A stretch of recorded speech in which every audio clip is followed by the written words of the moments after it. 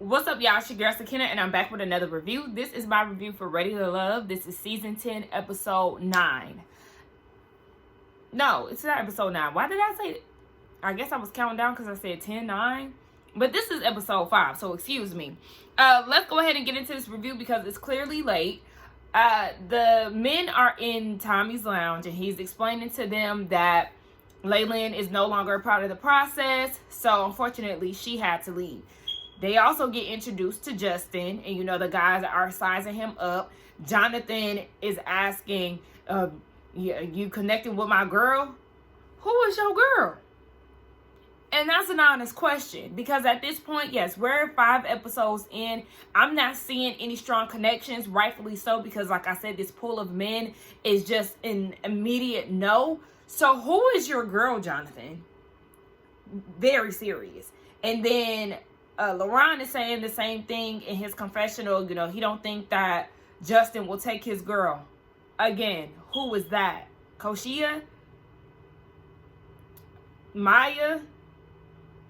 I know those are the ladies that you're engaging with, but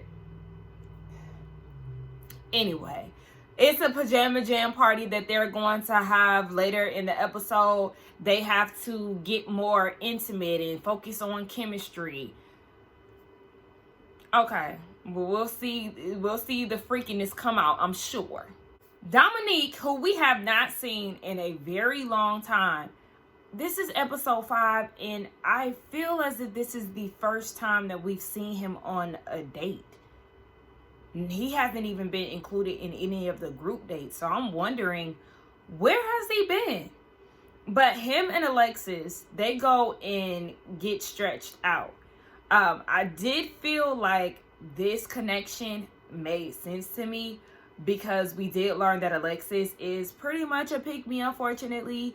And he is looking for a traditional woman and all of that. So maybe she'll be that. She doesn't strike me as a traditional girl.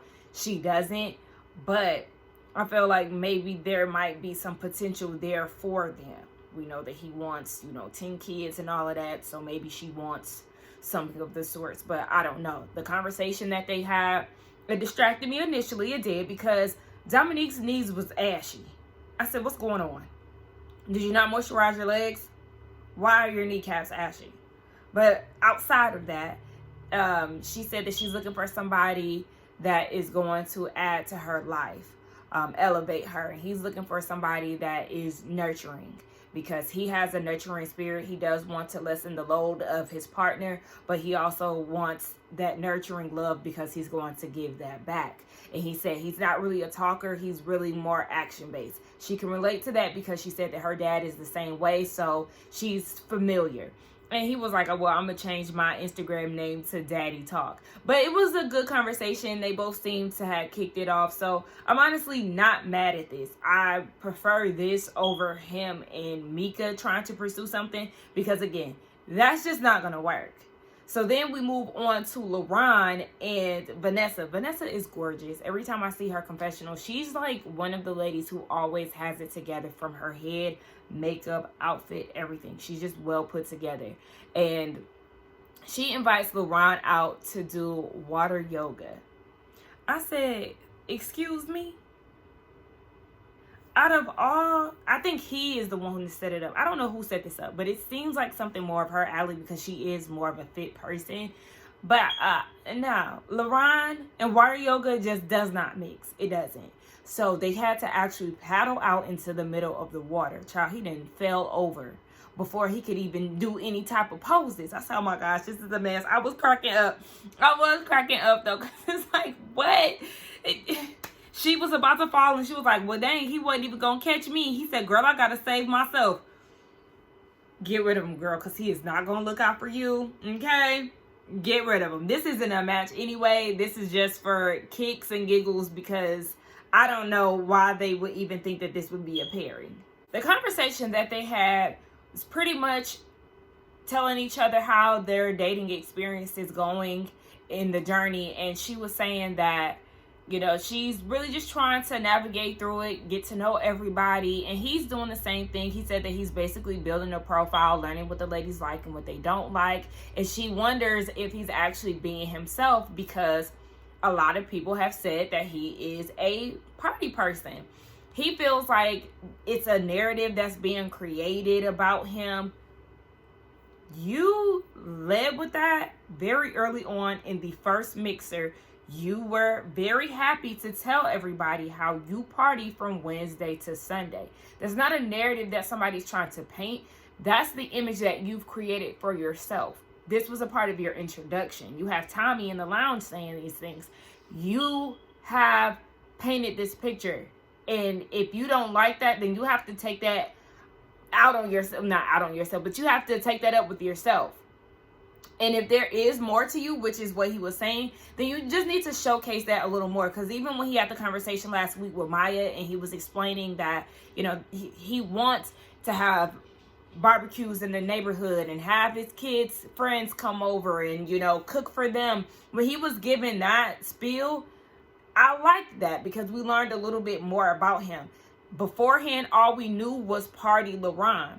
And yes, like he said in this scene, he does work from home. He lives alone. And if he just stayed in that element, then he would be a hermit. So it is good to get out. But if there are other activities that you do, then you need to say that. Because yes, you are talking to somebody like Vanessa who has 2 children. She's a mother and y'all's lifestyles look totally different. But what I will say is, yes, he is someone who lives alone, who is single, who, you know, works from home and all these things. So him going out, it's perfectly fine and makes sense as a single person. That's what you do. And if he is a person who likes to not be in the house all the time, there's nothing wrong with that. So I don't want to make it seem like he is an issue, because I know I was like, you know, immediately no when it came down to him on the first episode. But it's like, yeah, as a single person, that is, you know, what you do. And even in a relationship, you can still have that relationship with somebody where y'all go out to events and things like that. But he did paint the picture of him being a party goer. So if you know, you're at the lounges, you're at the clubs, this is the words that you said. So if, you know, one night you might go out to a lounge, another night you might go to a comedy club, the next night you might, you know, I don't know, if there's other things that you do outside of going to lounges and going to drink or whatever and turning up, then you need to lead with that, because 90% of your image is going out. Dominique and Mika, they sit down and he talks about how he's always wanted kids. She had kids early at 18. So we already know her story. She's not looking to have any other kids. And she did explain that to him because it is a big deal to him. And so it's clearly not a match. And I'm just wondering, all this time that they've been talking, that never came up, because that was a part of his initial conversation in the first mixer. And it was also a part of her initial conversation in her mixer too. So, well, I think they were in the same mixer, but they both led with those conversations. So I think it's very confusing as to why this is now being brought up by the both of them. So, you know, it's a no for her. And for him, he feels like there may not be anything romantic there because she doesn't want to have kids, but he still wants to peel back the layers because they do like each other. And I have no problem with them getting to know each other. But I hope that this isn't in the name of him trying to get her to change her mind, because that's where she is. That's what she's set on. Now, Koshia is having a conversation with Justin, and she's flirting and talking about how she thinks he's cute, but she want to put a little more weight on him. No, I feel like his weight where he is now is good. I can't see him. I mean, swole, you know, having a little more muscle, yes, but you know, you don't want to get too muscular, child. Cause look at Dominique, for instance. Okay, I feel like Dominique is a little too chunky. He need to lose a little bit, and then, you know, he'll look a little better. He's not an ugly guy, but I'm just saying, like, he looks really thick, really packed in. I feel like if he lose a good 10 pounds, then he'll be good to go.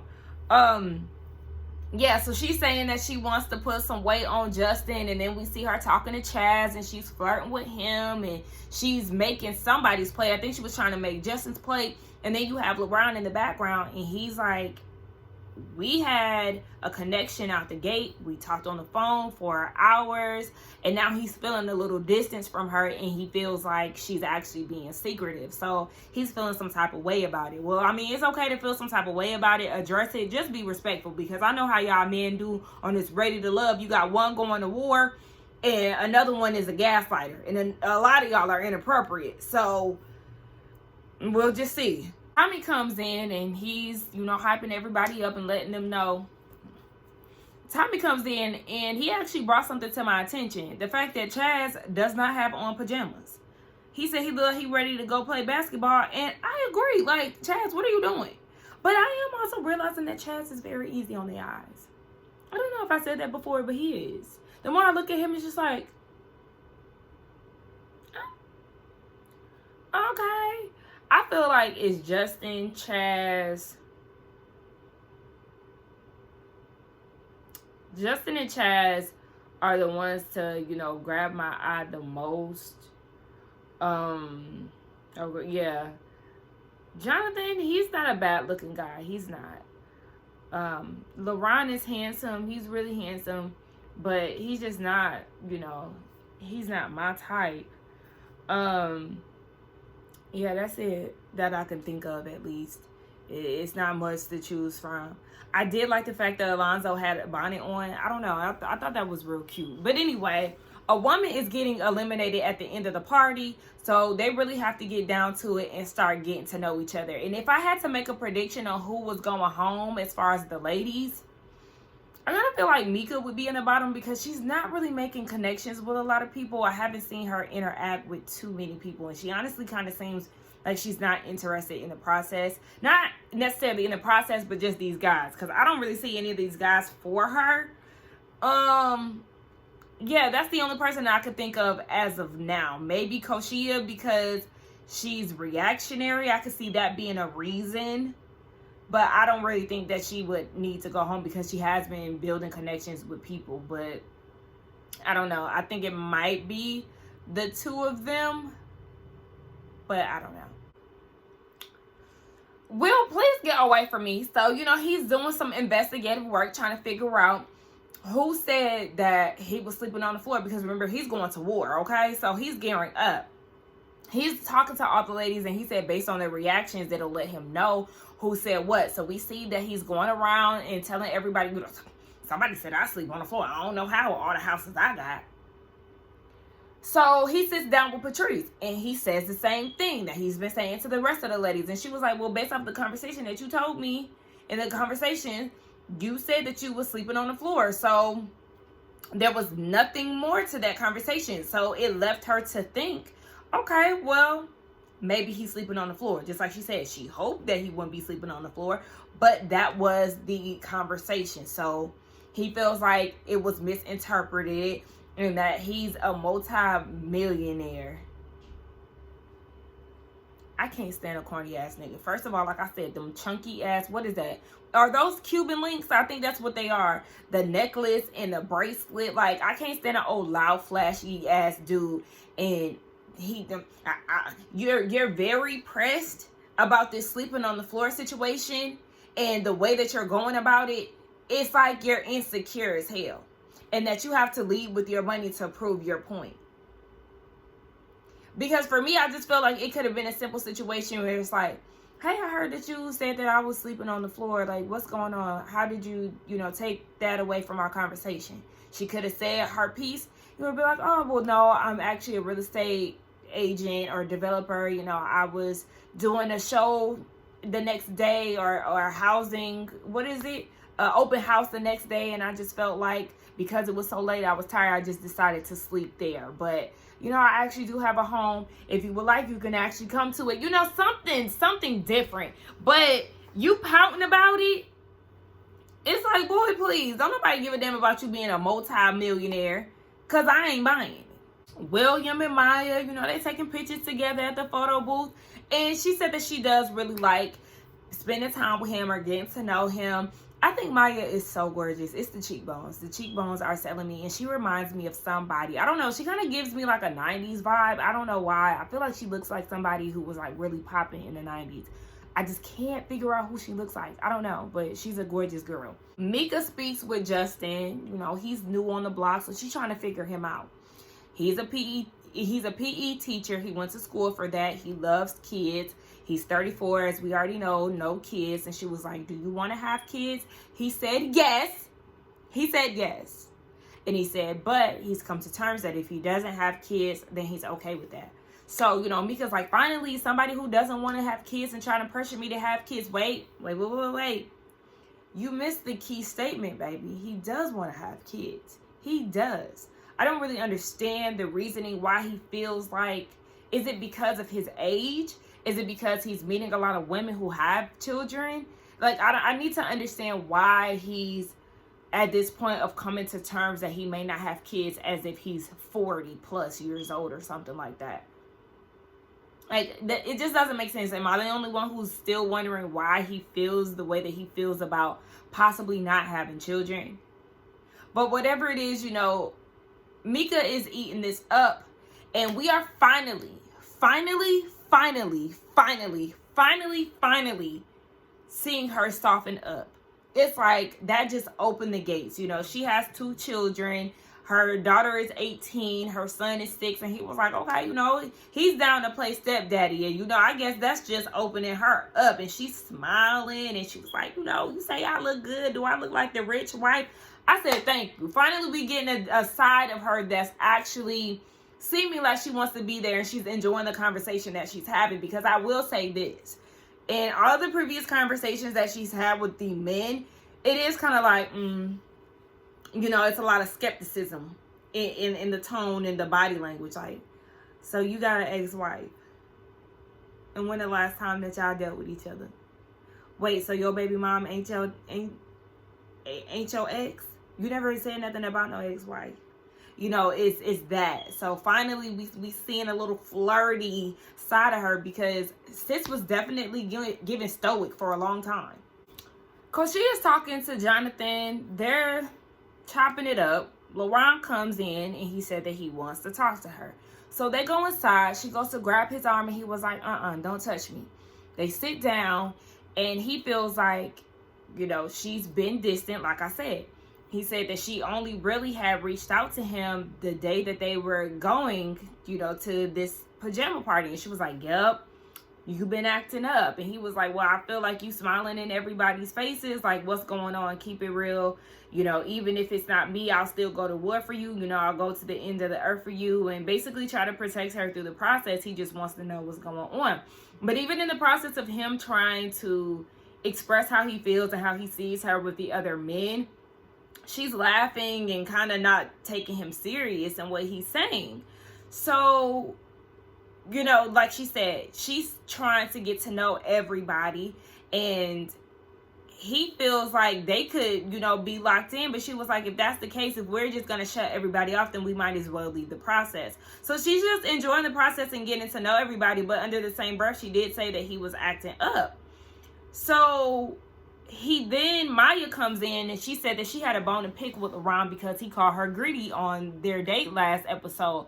And he was like, I ain't call you big, but I did call you greedy. And she was like, you the party boy. And he was like, nah. She was like, Wednesday through Sunday. So he gets up and he was like, you know, like trying to shut her up. But like it's in her neck with it and stuff, like real intimate. And so Koshia is feeling some type of way about it, because she was like, but see, Maya is making you laugh. So what do you mean? And instead of just kind of not really taking it that serious, it seemed like Koshia started to get in her feelings about it. And to me, I kind of feel like, why are you getting so in your feelings about it? Kind of seemed like the roles reversed, and it could have been a tit for tat thing when it came down to Luron's end of it. But it's like, yeah, why are you now getting in your feelings because he's flirting with Maya? I know it's in your face, but I mean, it's also like you weren't trying to hide that you were making other connections with other men. You weren't trying to, you know, keep that a secret, because you were clearly mingling all over the place, which is fine. But I just feel like They shouldn't even be getting in their feelings this early on. Neither one of them. She feels like he's not believing her in, you know, the things that he's saying. And he was like, well, you out here talking about I'm your number one, but you all up in other dudes' faces. And it's like, okay. I mean, clearly you watched Ready to Love. Have you heard of a number two? And even a number three? Baby, the point is to have options, because you can't put all your eggs in one basket. And so, you know, she's getting in her feelings about it. She starts crying, and he just doesn't care. And I mean, I was wondering why she was crying. Maybe it was the liquor. Maybe it was the liquor. I don't know. But like I said, I don't feel like neither one of them should be in their feelings like that. But I also don't like how dismissive he was in the midst of her tears. He doesn't care about it. He said that she'll come find me when she's ready. And then you got Chaz here being a good seemingly man, a seemingly good man, okay, and comforting her and, you know, holding Luron accountable. Like, I mean, you leaving, you're closing yourself off. Like, are you really gonna sit here and leave while she's crying? And I do love the fact that he was advocating for her tears, because that's what you're supposed to do. Speak up. Y'all take note from Chaz, because the rest of these niggas is clowns. But anyway, yeah, pay attention, Koshia, to how he treats you when he's mad. Because this right here, go ahead and cut it. Moisture. Chaz, okay, Chaz. Anyway, so now Chaz is, you know, comforting Koshia, and then you have Alexis and Will, they're eating on the side, and he points out that Koshia is crying. So in his confessional, he was like, basically, Luron needs to watch out for her because she likes to misinterpret things, and she's an actress. She needs an Oscar. Boy, shut your ass up, Christy. Anyway, Luron goes outside. Chaz follows him and was like, listen, you're not listening to her, and you're being very dismissive. And he was like, yes, I can. I'm listening to bullshit. And he was like, two things cannot be true. You cannot listen and be dismissive. He said that he was not listening, you know, in past relationships. Oh, it's her time in a 1 month. She's tripping, blah, blah, blah. And that kept him single. He said a woman that's crying, you know, behind a man, that means that something is there. That's how you do it. And even Justin, the light skins, is out here preaching. But no, in all seriousness, I do like the message that they were giving and the feedback that they were giving to him. Like I said, holding his feet to the fire, holding him accountable, and making him aware of the mistakes. So he said that he needed a minute, and hopefully he corrects it. But at the end of the day, I am kind of getting a little lost in the sauce when it came down to this whole thing. Like, he was mad because she was mingling with other people, and then he started flirting with Maya in front of her. Then she got mad, but then at the same time she said he was acting up, so it was obvious that you are intentionally ignoring him at this party. And so he's intentionally flirting with Maya, and now you mad. He's being dismissive and treating you a little mean, and you know, you crying now and falling into the arms of Chaz, because girl, that's where you need to be at. Okay, he comforting you. Go and fall into his bed, girl. Okay, so Luron said that it was all in his ego and all of this stuff, right? What Chaz was saying was right, but his ego got in the way and all of this. So then they play this game, truth or sexy. Tell the truth, or you got to do something and say something sexy. Chaz want to know who's the finest of all of them. Everybody agree it's him because it's true. And then Mika was like, Maya, you need to twerk on your least connection. I said, least connection? Why would I do that? Why would I do that? That don't even make sense. The game, Dominique said the game is to figure out who got the strongest connection. But anyway, child. So then it was Koshia's turn. Who's her top connection? Is it true Luron is? And she was like, yes. But in his confessional, he talked about he don't believe it. Boy, just stay mad and gone. Go get some catfish or something. Scram. Jonathan and got some drink in his system, and he was supposed to whisper sweet nothings in his strongest connection's ear. He make his way over to Alexis, And he straddles her onto his lap and like starts to go in on whatever he was saying, to the point where at the angle that the camera was in, it looks like he was, kissing her, but I guess he was saying some crazy stuff, and she was like, it was awkward and she was very uncomfortable. I just think it's interesting because I would like for Alexis to really soak in this moment, right, of how Jonathan made her feel uncomfortable. Now, say they get into Tommy's lounge and she says, oh yeah, Jonathan made me uncomfortable, but then Koshia's like, well, that was not my experience. Wouldn't she take offense to that? Because that's the same thing that she did to Koshia last week. And even for Alexis, period, in the last deliberation, for her to make it seem as if what Koshia was saying wasn't true about the men is wild. Because Alexis is the same person who said that dude with the beard who got eliminated, DJ Coach, saying that he made her uncomfortable, right? And now Jonathan is making you uncomfortable. These men are extremely sexual on this show.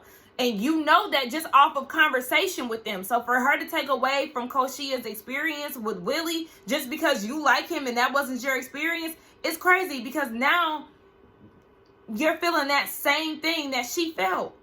And you had been feeling that from other men, just not Willie. Anyway, so Tommy comes out and the men have to discuss who they're feeling and who they're not. Alexis is a hot commodity. Dominique, Jonathan, and Willie brought her name up. William likes Maya. The new guy, Justin, likes Mika.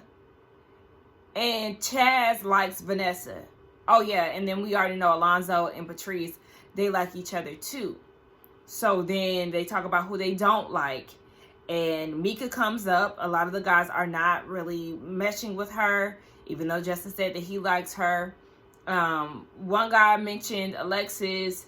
Willie brings up Koshia and was saying that she has preconceived notions and telling the ladies that the men are broke. Y'all see how he keep getting so flustered about being broke and money and stuff? But okay. Yeah, he had an issue with that. And Alonzo jumps in and was like, I had a situation with her where I put myself on the line and she didn't handle herself well with the communication. You don't like the way that she handled you because you were, in fact, he said the way that she handled it rubbed him the wrong way. But you rubbed her the wrong way when you made that sexual comment about pulling and yanking or whatever the hell it was, and then tried to play her and make it seem like it wasn't sexual. Get these clowns off of my TV. Get these clowns off my TV. And this is why I feel like production need to roll the tapes back. They need to show Tommy what the conversation was. Anytime a man makes a woman uncomfortable, I feel like it's production's job to roll the tapes, show Tommy, and make these damn men accountable for their actions. Because this is crazy to me how they can just sit there in elimination or deliberation, whatever the hell, and try to paint this picture of these ladies when in fact they're the villains. Oh my gosh. Okay, so Koshia and Mika are in the bottom two as I suspected, and they leave us on a cliffhanger. Why did we get a cliffhanger? Just go ahead and send Mika home, because the thing about Koshia, she is making other connections, or she at least has a connection with Luron, and she's more open to the process to me, rather than compared to Mika. Because Mika, like Will said, I mean, he's not my favorite, but she does give off homie vibes. She feels like he's making that up, but we literally watched you on camera just tell William that y'all are buddies. Yes, we know that you had a conversation with Dominique, but that connection doesn't make sense. Y'all are not moving forward because he wants kids and you don't. Justin, the new guy, he really wants kids. So, girl, don't let him sell you a story. So, I feel like Mika should be the one to go. But anyway, y'all, let's get down in the comments and talk. Don't forget to like, comment, and subscribe to my channel. And I will see y'all in the next one. Bye.